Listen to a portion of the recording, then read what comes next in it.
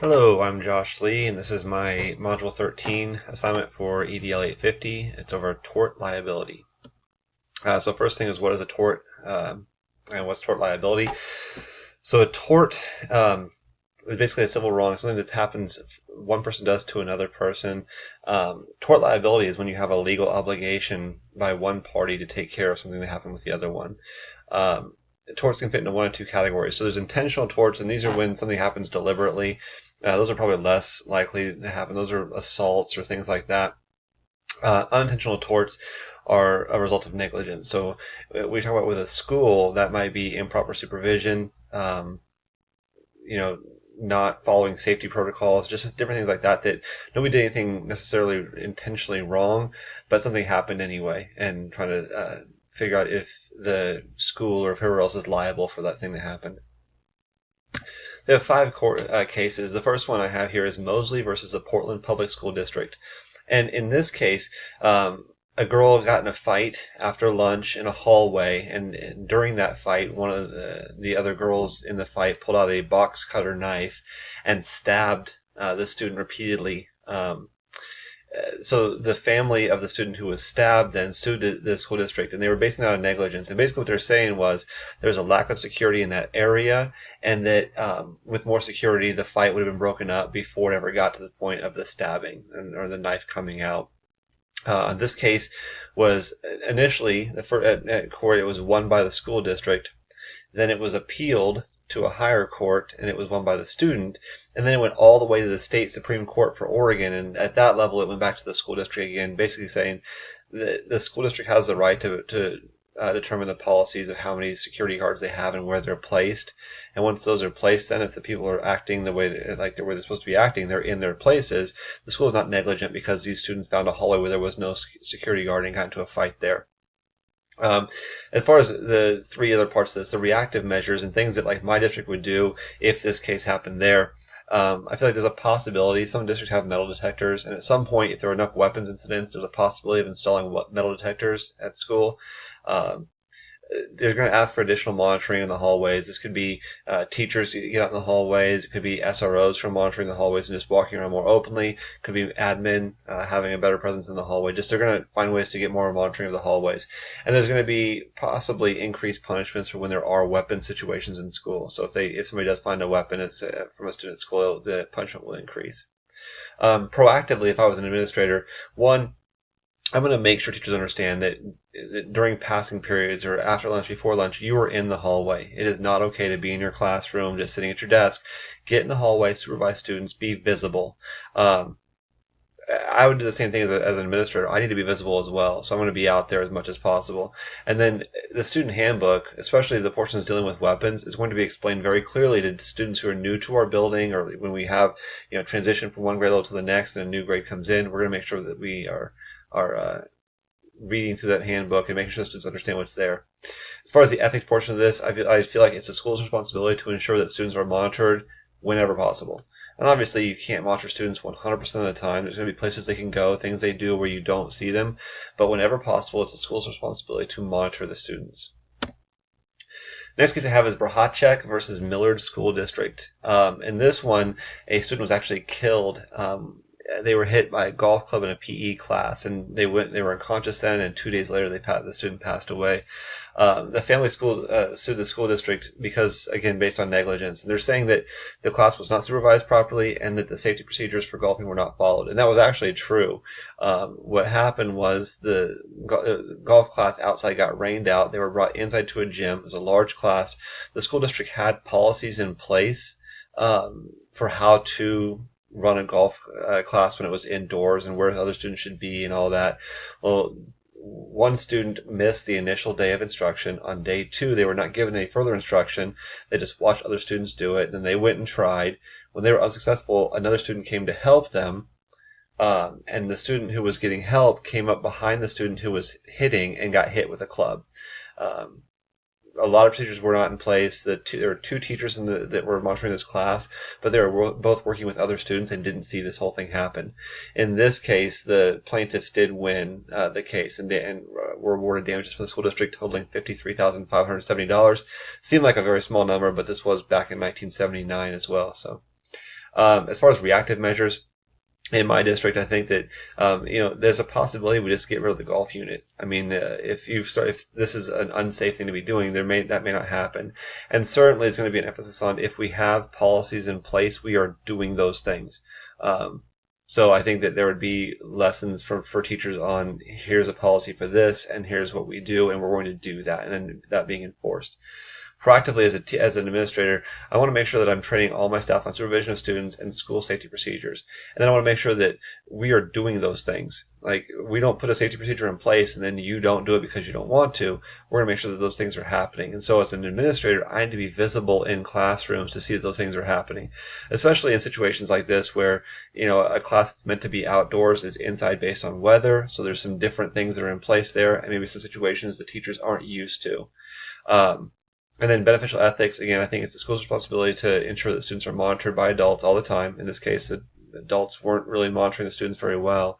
And then we want to make sure that as a building, ethically, it's our job to keep students safe. And so if we have safety procedures in place, we're going to do those. We're going to follow them all the time. Next case is Leha versus the Community Unit School District. In this case, a student was cranking a volleyball net and was struck in the face by the crank as this was happening. And the student alleged, and the family of the student alleged, that the school should have known this crank was dangerous and it could cause injury. It seemed like kind of a silly case to me, and it seemed like maybe the student wasn't doing things correctly and the court found the same thing. The court found the crank had been used daily for more than a year and there had been no incidents. And so there was no reason for the school to think that there might have been an incident. And because of that, the school was not negligent in this case. You can't be negligent if you feel like there's no chance of something happening because nothing has happened. So it's kind of a weird one the student brought, saying that the school should have been aware that the student could have gotten hurt using this item. Still, if there's a court case that comes against a school, you've got to start making sure you're doing things. So reactive measures to this one, I think my district would make sure that all equipment was safe, especially that equipment which is going to be used by students and even staff too. And then if there was something that potentially could be dangerous, I think we'd have warning labels on those things to make sure that anybody who's using that item is aware that there could be a chance of injury using this certain item. Proactive measures as a district leader, I want to make sure again that we have warning labels. And warning labels in this case are both a reactive measure if they aren't there, and then proactive to make sure it doesn't happen again. I also want to make sure that teachers are shown how to use things, and teachers then show students how to use things before they ask a student to do it. So if in this situation, make sure that the student has been trained on how to use the volleyball crank before they're ever asked to use it themselves. And then again, ethics, I think it's still the same thing. It's schools being responsible for making sure that all the equipment that you have, especially that students are using, is safe equipment, and then that you're instructing students on proper use of anything they're going to be touching. Next case is KGR versus the Union City School District. In this one, a special education student was sexually assaulted in a bathroom. Basically, the two students were in a stall together, and the one alleges they were sexually assaulted in that bathroom.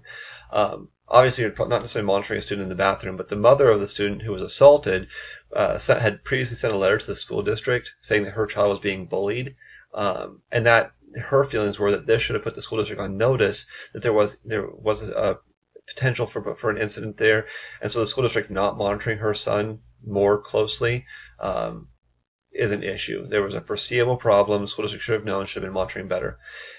In this case, the school district won the case. And the reason is that I think as I read through it, primarily the students, there were two who were named in the bullying letter, and neither one of those students were the one that was involved in the sexual assault incident. And so the school district couldn't have known that this was going to be a problem. I mean, even if they followed up in a great way on the bullying issue, they may not have caught the sexual assault issue because it was different kids involved. And additionally, even though the students were special education, both students involved, they had never at any point shown any need to be monitored in the restroom before, so the school couldn't have known that either. Nothing here was foreseeable, and so the school was not negligent in this case. Reactive measures, though, it's tough. You aren't going to be able to monitor students in the bathroom, and so that's always going to be an issue. I know that my district would, in a case like this, follow up on any bullying issues, and that would be something that would be done reactively to that portion of the problem. Proactively, I feel like you got to make sure that students are taught acceptable behavior. We think that the students know how to behave, but you have to teach students how to behave in everything, in the hallway, in the bathroom, in the classroom, in the lunchroom, everywhere. Make sure those things are explicitly taught to students. And then I'll also work to make sure that we have anti-bullying measures in place as a district. Ethics stuff here again. We want to monitor students whenever possible. Again, the bathroom's tough, but whenever possible, monitor students, and then make sure that as a school you take the responsibility of instructing students on proper behavior. Next, I've got Johnson Johnson versus the School District of Millard. In this case, the teacher in a music class was teaching the kids how to play London Bridges, a game where students lock hands together and then kids go underneath there and you trap kids in beneath when London Bridge falls down. So the teacher taught the kids how to do it, showed them how to do it, and then let them start playing. And she went to doing other things. And in fact, when this incident happened, she was writing on the blackboard. What happened was the first kid who got trapped by two kids and had their arms out around him and they were kind of bumping him back and forth. And they had been taught to do it properly, but they were bumping back and forth. And then their hands came apart and the kid was thrown and he was thrown into a bookshelf and he required 50 stitches to fix the issues that came from that. The student was awarded money for the medical bills, money for the permanent disfigurement of his face, and then just some pain and suffering money. Ended up being about $25,000 in total that was awarded to the student. And basically saying the teacher was a little negligent there. The students had just been taught it. They weren't ever really doing it while being supervised. They went right from being taught how to do the game to being unsupervised playing the game. Reactive measures here. I think my district would have reminder trainings on covering student supervision and making sure that we are always supervising students in our classroom. And then I think there's also got to be limits to the types of games, and I think my district would put these in place. Games that you're playing in a classroom that's not designed for physical activity. If you're in the gym where it's designed for that, it's one thing. In a classroom with bookshelves and other things that might be dangerous, you got to be really careful on what things you're playing in those rooms. Proactively, again, I would make sure all the staff is trained on how to supervise students and when we're watching them. And then I would also explain the procedures, again, for having physical activities or games within general education classrooms that aren't designed for that. Ethics, said this before, it's the school's responsibility to ensure that all students are monitored by adults whenever possible. When you're in a classroom with students, it's possible for you to monitor them, and we should be monitoring them at all times during that. Here's a list of my resources, the different cases we used. Thank you.